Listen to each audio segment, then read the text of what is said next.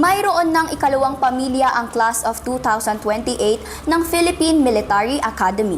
Kamakailan ay inilunsad ang 46 Host Parents Program para sa mga ito. Si Clintis Bantotanes para sa report.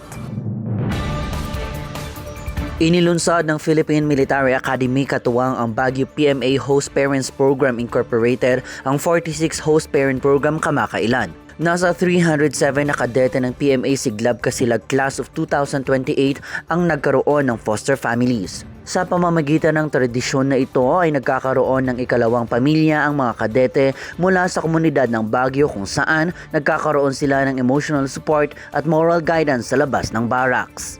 To have a foster family means something, means receiving support and being embraced.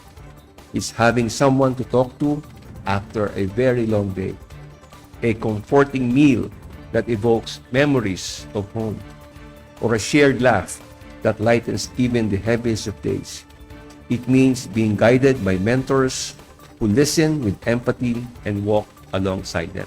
We have to see to it that, as foster parents, we treat the wards as our own children, and that means providing them not only home-cooked meals, not only a home, a bed to sleep on, but providing them with the love and the warmth of a family.